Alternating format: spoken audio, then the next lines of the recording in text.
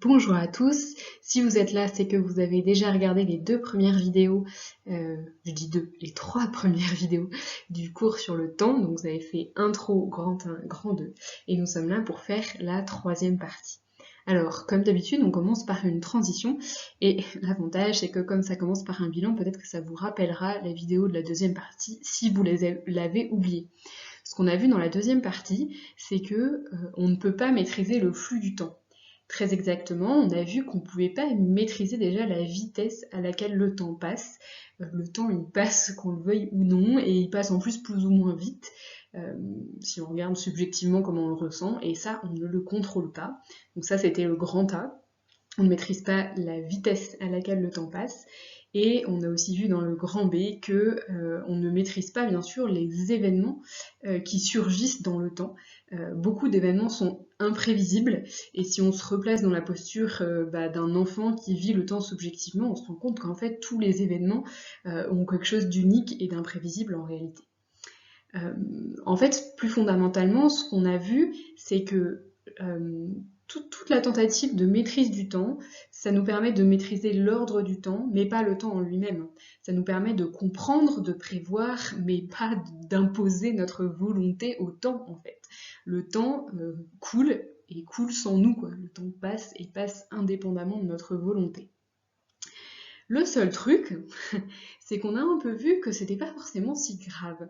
Le fait que le temps passe sans qu'on puisse le contrôler, sans qu'on puisse imposer notre volonté au temps, c'est pas forcément dramatique, on peut même le vivre positivement, comme le font les enfants, ils comprennent pas grand chose au temps et aux événements, mais en fait ça peut susciter de l'émerveillement.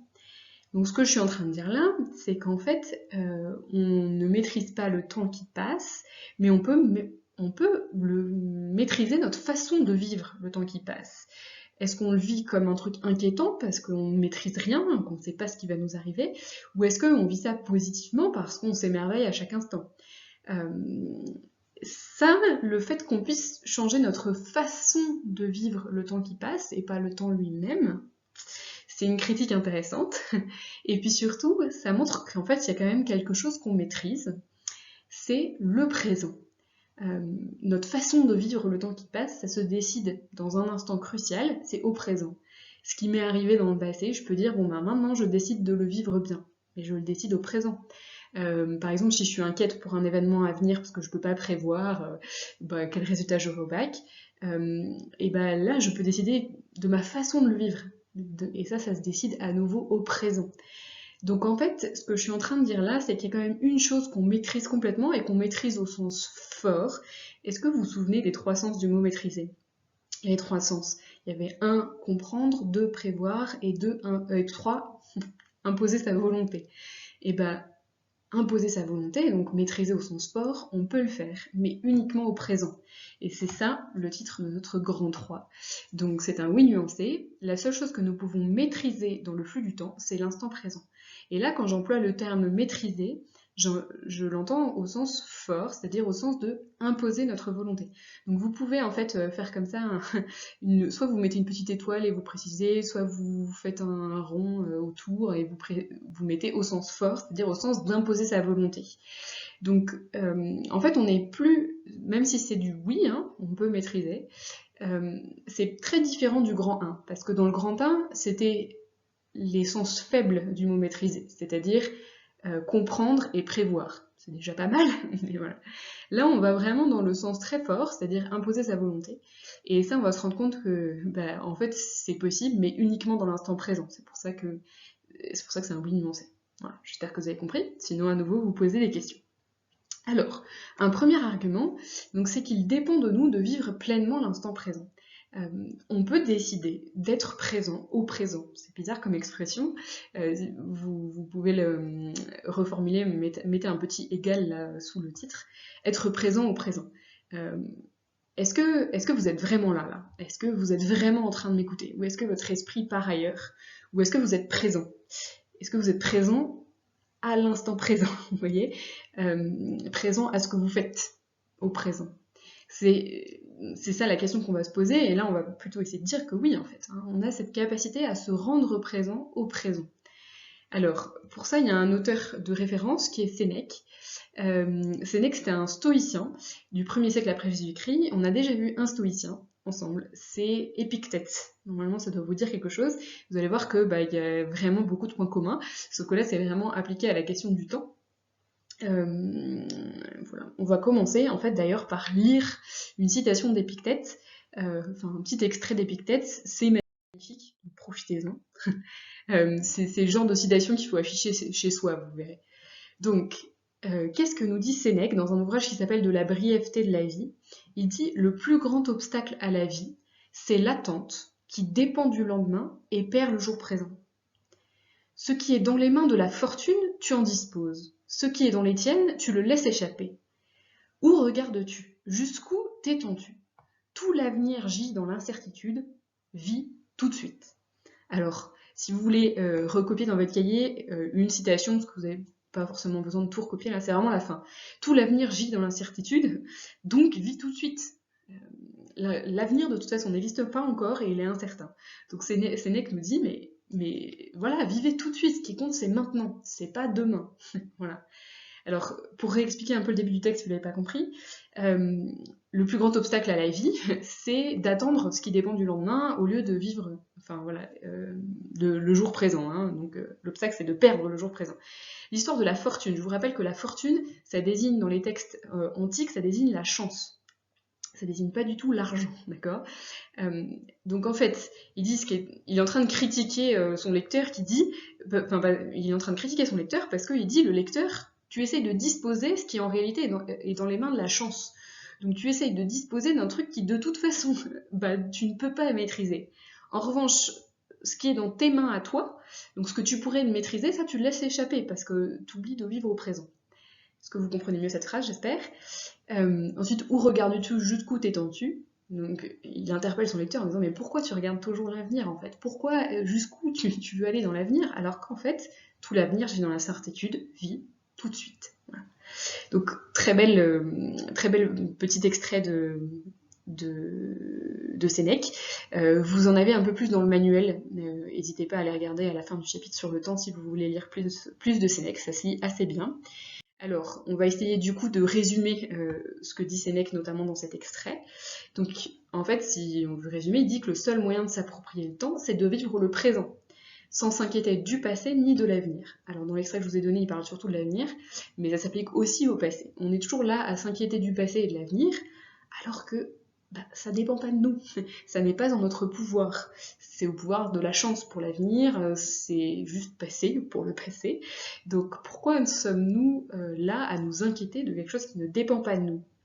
Là, vous reconnaissez peut-être la justification classique chez les stoïciens.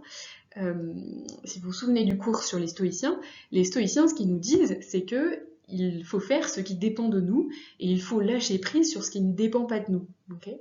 Et ben là, c'est en fait la justification de la position de Sénèque, c'est juste une application, vous pouvez noter ça, c'est une application de la théorie générale des stoïciens qui nous conseille de nous focaliser sur ce qui dépend de nous et de lâcher prise sur ce qui ne dépend pas de nous.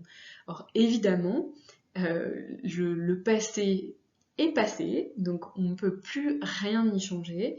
L'avenir n'existe pas encore, il dépend pour les stoïciens de la fortune, c'est-à-dire de la chance. Donc il faut arrêter d'essayer de vouloir contrôler, de vouloir maîtriser, de vouloir imposer notre volonté à ce qui ne dépend pas de nous. D'accord ?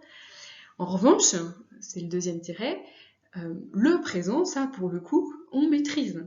Le présent, par définition, c'est le seul instant où les choses existent réellement. Donc comme les choses existent réellement, on a le pouvoir d'agir dessus. Pour les stoïciens, les êtres humains, ils ont une volonté et ils sont capables d'agir sur tout ce qui est à l'intérieur d'eux, tout ce qui est opération de notre âme. Je ne sais pas si vous vous souvenez du texte d'Épictète, donc tout ce qui est à l'intérieur de nous, on peut le maîtriser.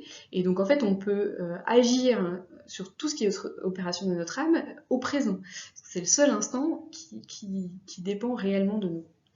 Donc, là, vous avez la justification de ce que pense Sénèque. Vous voyez, il n'y a rien de nouveau. Enfin, c'est juste, voilà, appliquer ce qu'on a déjà vu avec Épictète. En fait, Épictète, chronologiquement, il vient après, mais c'est pas grave. voilà, mais l'appliquer à la question du temps. Voilà. Alors, une petite remarque à ce sujet-là. Peut-être que tout ce que je viens de dire là, ça vous fait penser à Nietzsche. Vous vous souvenez, au tout début de l'année, on a vu que Nietzsche disait que le malheur de l'homme vient du fait qu'il n'est pas en coïncidence avec lui-même. Pourquoi les hommes sont malheureux? Parce que leur conscience les transporte en d'autres temps et en d'autres lieux. Là, ce qui nous intéresse, c'est surtout en d'autres temps. La conscience n'est pas uniquement rivée sur l'instant présent, on a aussi conscience du passé, on a aussi conscience de l'avenir dans une certaine mesure, en tout cas on essaye, on a conscience qu'il va se passer des choses en tout cas dans l'avenir, même si on ne sait pas exactement quoi, et que pour Nietzsche, du coup, c'est pour ça que les hommes sont malheureux. Mais est-ce que vous sentez la différence entre Sénèque et Nietzsche? Je sais pas. Si oui, c'est que vous avez bien compris. C'est que pour Nietzsche, ça c'est une fatalité en fait. C'est malheureux, mais c'est comme ça. Les êtres humains, du coup, n'ont aucun pouvoir là-dessus pour lui. C'est une espèce de maladie humaine qui est indépassable, en fait. Cette maladie de la conscience qui nous projette en d'autres temps et en d'autres lieux. Alors que pour Sénèque, c'est pas du tout une fatalité. On peut agir dessus. On peut essayer de contrer cette maladie, en fait, en se focalisant sur le présent. Alors, si vous voulez, Sénèque n'utilise pas le terme de conscience, pour plein de raisons, enfin voilà, je vais pas rentrer là-dedans. Ouais, c'est un terme qui est peu utilisé dans l'Antiquité, en fait, hein. C'est vraiment un terme de la modernité, peu importe. Sénèque n'utilise pas le terme de conscience, mais en fait, ce qu'il aurait répondu à Nietzsche, c'est de dire c'est pas une fatalité parce que l'être humain est doué de volonté et que du coup, il peut décider d'utiliser sa conscience pour la focaliser sur l'instant présent. La définition de la conscience, là ici on parle bien de la conscience tout court, hein, pas la conscience morale. C'est la faculté de présence à soi-même ou au monde. On avait dit aussi la faculté d'attention minimale à nous-mêmes et au monde qui nous entoure. Mais en fait, justement, c'est une faculté de présence. La conscience, c'est une faculté qui va nous permettre d'être présent au présent, comme je le disais au début de cette sous-partie.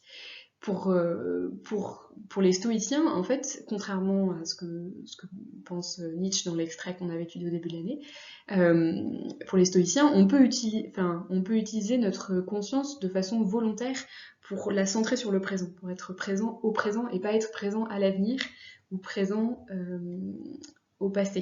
Vous voyez, voilà, être présent à ce qu'on fait, donc présent au présent, être vraiment là, quoi. Est-ce que vous êtes vraiment là en train de m'écouter? Ou est-ce que vous êtes en train de faire 10 000 choses à la fois? Si vous faites 10 000 choses à la fois, vous êtes en train de valider Nietzsche. Si vous êtes en train d'être présent, d'être pleinement présent, vous validez Sénèque. Vous me suivez? Alors, un exemple pour illustrer tout ça, je ne vais pas le raconter en détail ce film parce que je vous conseille d'aller le voir. C'est un film qui s'appelle Il était temps. C'est une histoire d'amour. Enfin, c'est un peu réducteur de dire que c'est une histoire d'amour. C'est un film sur la vie en général. C'est peut-être un de mes films préférés. Bon, j'en ai plein de films préférés, mais voilà. Et en fait, le héros du film a un pouvoir assez extraordinaire, c'est qu'il peut voyager dans le passé, et du coup, il peut, en modifiant le passé, modifier le présent et l'avenir, quoi. Donc il peut le faire très très facilement en plus, c'est une espèce de pouvoir magique qui se transmet dans la famille.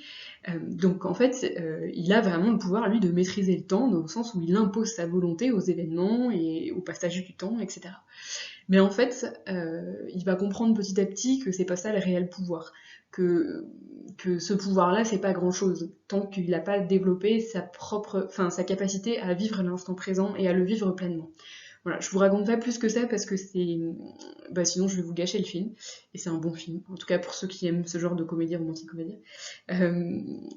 Mais voilà, c'est un bon exemple à citer. Alors, deuxième sous-partie, donc toujours pour dire que la seule chose qu'on peut maîtriser dans le flux du temps, c'est l'instant présent, et maîtriser vraiment, c'est-à-dire qu'on peut imposer notre volonté.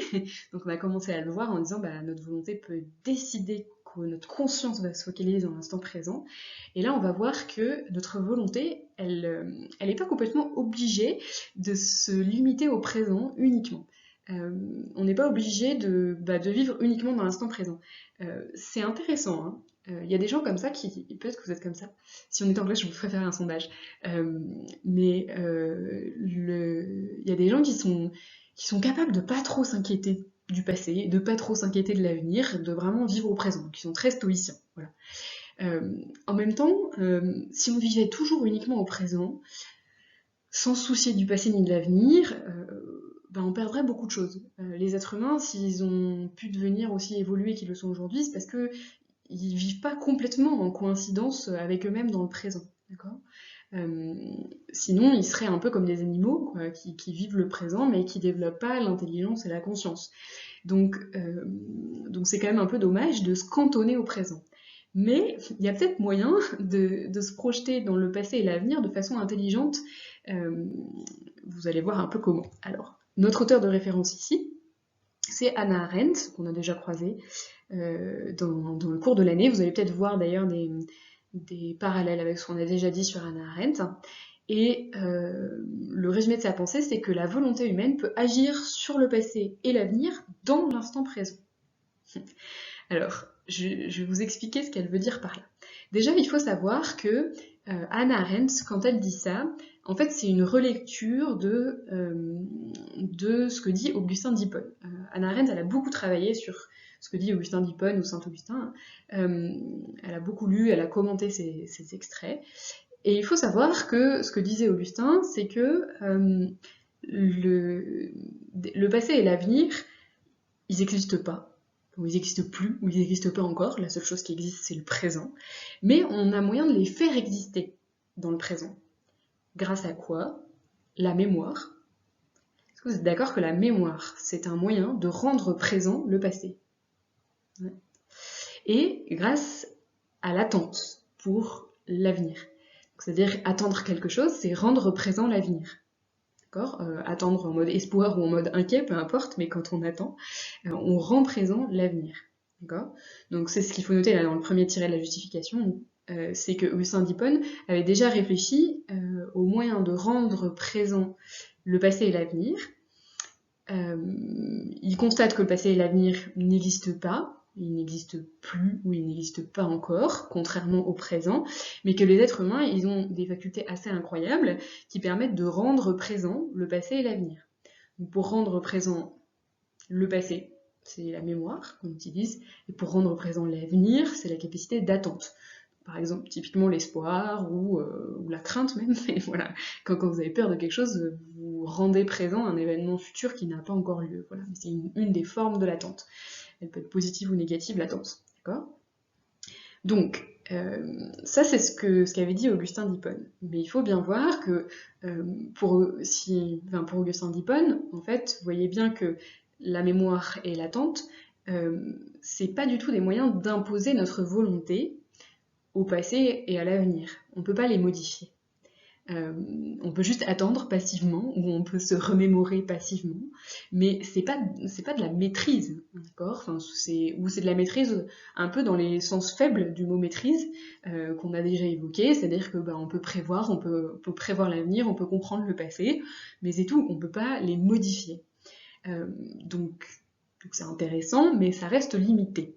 Et c'est pour ça qu'Hannah Arendt, elle nous intéresse plus qu'Augustin ici, parce qu'elle va plus loin. Elle va dire qu'en fait, il y a d'autres facultés que la mémoire et l'attente, qui permettent pas seulement de comprendre ou de prévoir le passé et l'avenir, mais vraiment d'agir dessus. Donc pour ça que je vous ai mis ici, la volonté humaine, elle peut agir sur le passé et l'avenir, dans l'instant présent. Alors, on peut faire en mode petit défi. À votre avis, comment est-ce qu'on peut agir sur le passé et pas juste s'en remémorer ?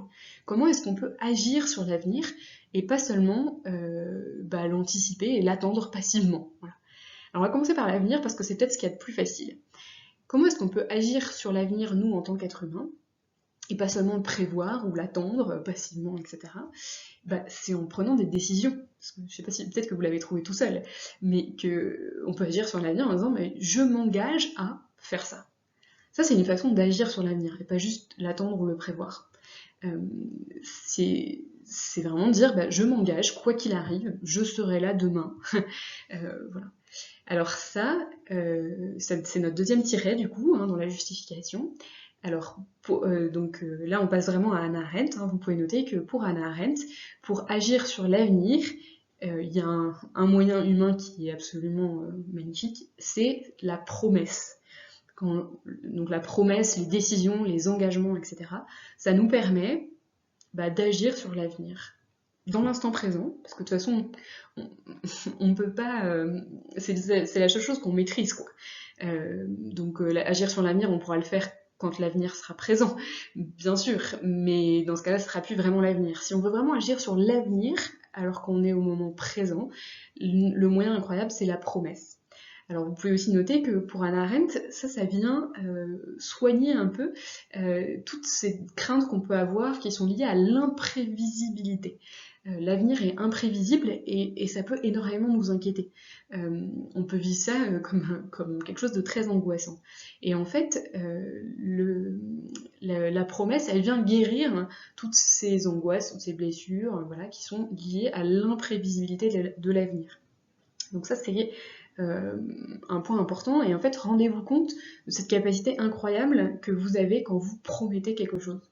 Et voilà, il y a des promesses qu'on fait qui sont gigantesques, comme par exemple quand on promet d'aimer quelqu'un jusqu'à la fin de sa vie, quand on se marie, et ben en fait, qu'est-ce que ça crée? Ça crée une stabilité et une sécurité pour l'avenir qui nous rassure, typiquement. Et donc ça, c'est un bon exemple de la force d'une promesse. Quand on est sûr de l'amour de quelqu'un, et bah du coup, on n'est plus angoissé sur l'avenir. Voilà. Donc, utiliser à bon escient, vous direz Hannah Arendt, cette capacité de promettre. Parce qu'en fait, elle stabilise les choses, elle stabilise l'univers humain. Voilà. Ensuite, par rapport au passé, alors là, est-ce que vous voyez, je sais pas, petit défi, faites pause, vous pouvez voir si vous trouvez par vous-même. Le petit défi, c'est comment est-ce qu'on peut modifier le passé? Alors à nouveau, c'est compliqué. Hein. En fait, c'est même plus compliqué, parce que le passé, il est passé, par définition. Donc, on ne voit pas très bien comment on peut modifier le passé.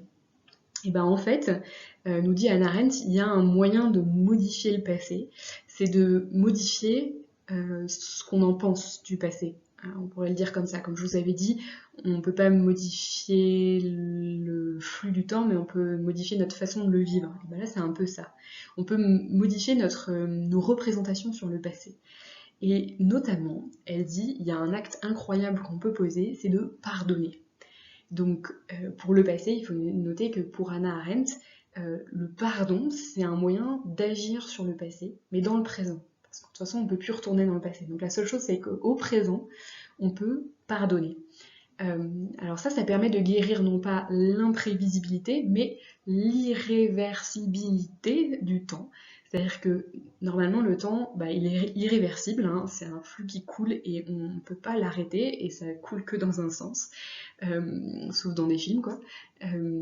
Et l'irréversibilité, ça peut être douloureux parce qu'on a des regrets, on a des remords, etc. Et du coup on peut demander pardon, on peut pardonner. Quand elle dit pardon, c'est vraiment dans les deux sens, on peut se pardonner, etc.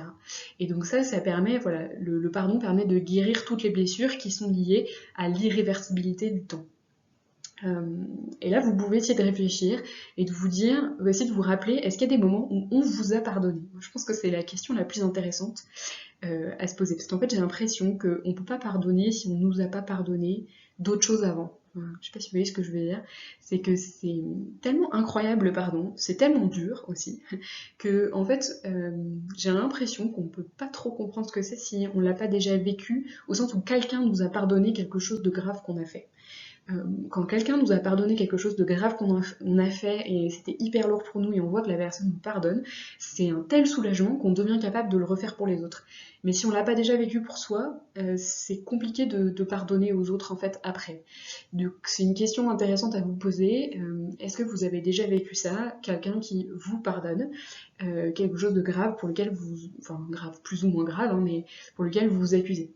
Donc ça c'est aussi une réflexion à avoir. Alors ce qu'on va faire maintenant, c'est qu'on va noter des exemples qui sont des exemples moins personnels, vous voyez, que qui m'a pardonné, etc. Parce que vous n'avez peut-être pas envie de raconter ça dans vos dissertes, et d'ailleurs c'est pas toujours bon de raconter des choses très intimes dans vos dissertations, parce que c'est pas votre carnet de réflexion, c'est une disserte, hein. Donc deux exemples. D'abord un exemple d'un film qui s'appelle Je te promets, qui n'a rien à voir avec, je crois qu'il y a eu une série récemment, un téléfilm, je sais pas trop, qui s'appelle Je te promets. Là, c'est un film qui date de 2012, qui s'appelle The Vow en anglais, donc les vœux, parce que quand on se marie aux États-Unis, le terme qu'on utilise pour l'échange des consentements, c'est The Vows, enfin, voilà. Et donc, voilà, c'est parce que l'exemple typique de promesse que j'ai déjà un peu pris, hein, c'est l'exemple de la promesse du mariage. Et donc ça, c'est un film qui... Non, décidément, cette fois-ci, c'est plutôt des histoires d'amour que je vous cite. Ça, c'est vraiment une histoire d'amour, encore plus qu'il était temps, qui est un peu plus large que ça.